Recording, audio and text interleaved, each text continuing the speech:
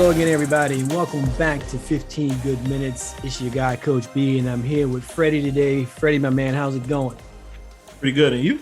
Doing well, doing well. For our audience members, wanted to let you guys know that JR had surgery to do a what's called a transplant for a kidney. He's been waiting for a kidney for a number of years now, and they found a donor and a match, and thankfully he got the surgery. But he's going through the recovery process right now. So, we're basically telling him, take your time, do what you got to do, get better, my friend. We're thinking about you here on the show.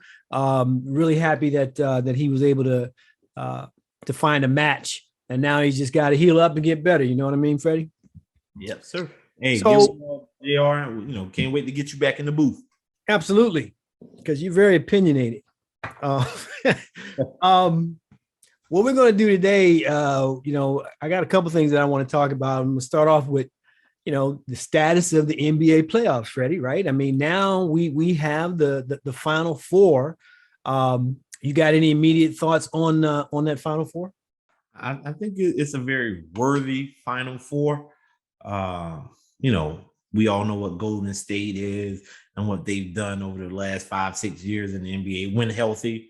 I think you got the newcomers with Dallas, with Luka and doing his thing. You in the East, you have Miami that has been a staple. And I was actually talking with a friend of mine earlier today. The thing about Miami is they don't have a superstar. They have one guy, one or two, if Jimmy buckets.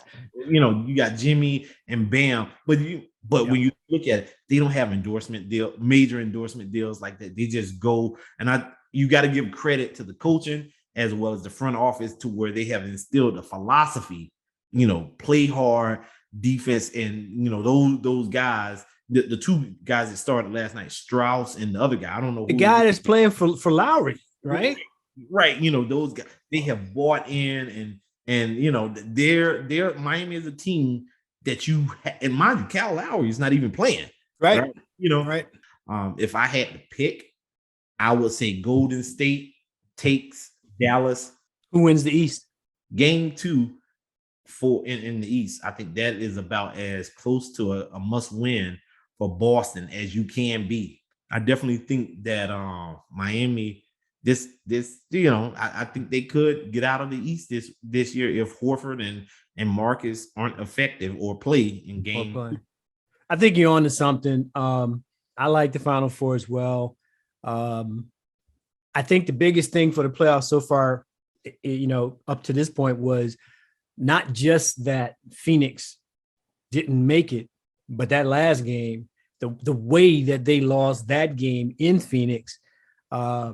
I don't know anybody. I know nobody on Dallas would admit it, but they didn't see that kind of thing coming. No way they could have. No one did. I want to tell you a couple of things that bug me about the NBA, not just the playoffs, and then let me know your thoughts on it. First thing I have here is this interview that they do with each coach during the game after quarter 1 and quarter 3. There's no value in it. The guy, if you could take what every coach has said, and it's the same, no matter who the coach is, if they're up or if they're down, and they take their time. And I know it's for entertainment value, but do you get anything from that 30-second? They get to ask the coach 2 questions. Hey, what do you think? What are you going to do? Do you get anything from that?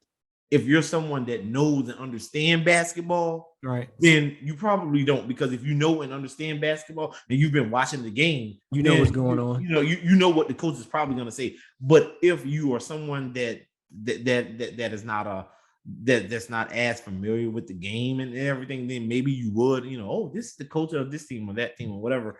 But I personally, I don't. Well, here's the thing, Fred. I don't mind it. I don't like it in game. You don't stop at the quarter break in the NFL and say, okay, so that safety blitz you ran, that backfired on you. What do you think? You know what I mean? And you know how it is. Your mind is just working 1,000 different things at once when you're in a game, and especially a playoff game. It's win or go home. And I just, I don't see the value in it. In a similar vein, the other thing I don't like is when they mic up a player or a coach. You know when you're mic'd. So all this rah-rah shit that you're doing once you're mic'd up, is that really real? Is it really real? Or are you just doing it because, okay, listen, now baseball, Freddie, baseball does it different. ESPN will mic up, let's say, a first baseman in the game for 1 inning. And when somebody gets on first, the first baseman will tell them, hey, I'm wearing a mic, telling the other guy on the other team, so don't say anything, that kind of stuff. But what they do in the NBA is they'll mic somebody, usually both coaches are now always mic, and a player or two from each side. I get nothing from that. I think the purpose of that is to kind of make the fan what is it, what's that phrase or acronym they use now, customer experience or whatever, it's the fan, the I fan agree. at home, they want you to be more engaged, and ultimately I think it's really about drawing ratings and growing the game further and further to expand and try to catch up to the NFL or whatever the case may be. I think that's really what it's about. The last area of NBA that I have a problem with, and this could be a problem, not a problem, commentators. So in game, okay, so right now you've got TNT, I think, has the West, and ESPN has the East, and then ESPN will get the final. In game, I'm okay across the board, meaning both networks, I think, have really good people at the games calling the game. Post game, I can't stand TNT. Can't do it. I get Shaq, and all he does is mumble. And then you get Kenny, who won't sit the hell up straight. He's always leaning like he don't want to be there. And then there's my guy Charles. Ernie is a referee, because Shaq is so sensitive that if somebody plays a joke on him, he's gonna pout. And this running to the board to catch Kenny thing was funny 5 years ago, the first time he did it. I don't need it every time now. Whereas if I look at the ESPN side, Malika, Jalen, Perk, RJ, Stephen A, JJ Redick, they're analysts, and I'm talking about Freddie, the folks at halftime and post game. They're giving me stuff, but TNT's, you know how it's going to go. They're going to ask Shaq something with somebody's in his ears telling him, and I love the big guy. I do. But all he's doing is regurgitating what somebody else is giving him, and he doesn't seem enthused at all. I don't know. Do you see anything in that realm? Now, again, Reggie and all the guys at the game, thumbs up, but right. I can't watch TNT at halftime or post game. I get frustrated. I think, and I think you have to look at it from the perspective of what objective are the networks and the NBA trying to accomplish, right?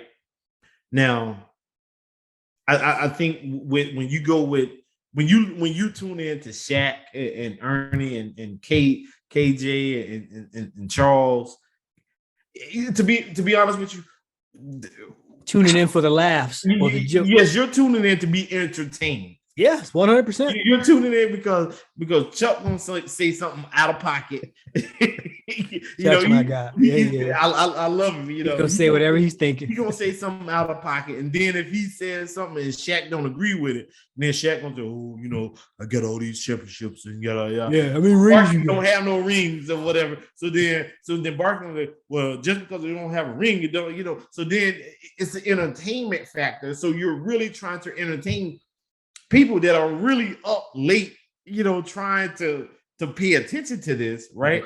And so then when you look at Stephen A, so I think it's Stephen A and the ABC or NBC, whatever it is, ABC, ESPN, mm-hmm. They're looking at it more so from they're trying to go with a more analytical approach.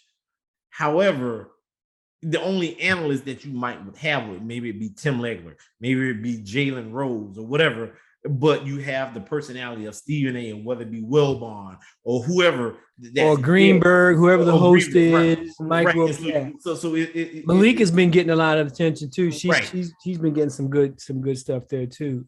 I just feel like theirs is more, I don't want to say newsworthy, but you know what I mean? Like, to your point, it's analytical. I get good data from them. They tell me what they see. And there is good data coming out of TNT. Right. You got to see what mood they're in, and I don't have time for that. I need a quick, especially at halftime. You got some things you want to get done. I want to get your thoughts right away. but I don't know. So I have grown frustrated with TNT's coverage. And when that game is over, I can't find that remote fast enough. You and I were talking last week off air about brand loyalty. And more specifically, we were talking about things like Adidas, Under Armour, Nike. You're a Nike guy. Why? I remember there was this, and my sisters, I've told them this. I remember one time for school, my father, he was at work, and he called. It was night before school, right? Night before school, he was like, I don't know, maybe I was in middle school, junior high, whatever. I don't even remember. But he called and said, "Hey, I'm going to get your sneakers for school. What do you want?" I said Nike, right? He was like, "All right, cool, whatever." He came home with some Franklins, right? So I think subconsciously, when he brought those Franklins home, yeah, I will say this, and I will tell anybody, I never got always what I wanted, right? But I always had what I needed, right? And so when I got to a point to where I can cop the Nikes myself or the Jordans myself, I've been wearing Nike or Jordan brand or whatever since mid 90s. And so I'm comfortable with the brand. I know what to expect from the sneaker, the shirt, shorts, whatever the case may be. Yeah. I think, and that has translated for the last, 30, 40 years now. So that's me. For me, I think, and I am a Nike, brand ambassador. So it's everything Nike for me. Even for my other businesses like this, anything I get made, I'll send it to them. It's got to be Nike. And I think it was high school basketball that really got it going. Once we became a Nike school, and then we started winning, and we got into what's called Nike Elite, which was and it was very rare for a public school. At one time, there was only two of us in Prince George's County, us and Eleanor Roosevelt. They just fit, they fall right. I like the look. It doesn't have to be over the top. And to your point, nothing against any of the other brands, but I look for Nike in everything. And then the last thing in a similar vein is, do you consider yourself a sneakerhead? I don't. I have the Jordan 11s delivering tomorrow. I don't think I really consider myself a sneakerhead because there's certain shoes that I buy. For some reason, I just buy them because I like them, and then I just put them in the closet, and then I say to myself, eventually, I'm gonna wear them. We would need to define what sneakerhead is. The reason I think you're a sneakerhead, and I would maybe qualify, is because you watch what's coming out and when, you know what you want. And so, for example, Denise says it's, I don't know, 65 or a pair or something between Nike and Jordan. Who counts? There's no need to be counted. I tell her, just stay out of there. Count's not important. But if you look deeper at those shoes, and I think I told you this last week, when I find one that I really like you just talked about with the 11, I'll get that multiple times. So a sneakerhead to me is somebody who pays enough attention to them, and it's important to them based on the sheer quantity of shoes that you have, or two, that you know enough to know that when you see that shoe, like you saw that one that was dropping last Saturday and you were right there, you knew at 9:59, or in your case, 8:59, whatever it is, bang, you was on the trigger and you got the shoe. When you wear sneakers nowadays, you're not paying $210 for a pair of sneakers to go play on the court. Oh no, these aren't touching grass, exactly. Rain. Exactly. It has to be the most part of your outfit now. Exactly. It's a part of the outfit, right? Yeah. So that's why I don't consider myself a sneakerhead. So I'm going to wrap up and throw out the question of the week again. It was sparked by something Freddie had asked me, and I've been thinking about it. So this is what I'm going to put out to the audience. You are an NBA GM. You can start your team tomorrow. You have to pick one player you're going to build around. That player has to be somebody on an active roster today. Who do you build your team around?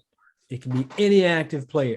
I've already got mine. I'm just not going to say anything till next week because I'm really curious to see what we get back in. I mean, we're asking the audience, so you can say who yours is. I know who. Can I say who mine is? I don't want to say. I don't want anybody to answer with knowing yours. or Okay. mine, because I want to see what they come with. Hit us up, let us know about that. As always, we thank you guys for rocking with us. We really do appreciate the time, and we enjoy bringing this to you guys every week. Look forward to catching up with you next week. We will keep you up to date on JR's progress and recovery. Maybe he's with us, and if he is, great. And if he's not, we'll let you know that as well. Freddie, anything before we cut out? Get well, JR. We'll see you back in the booth when you get ready. There you go. There you go. Thanks, everybody. We'll see you next week.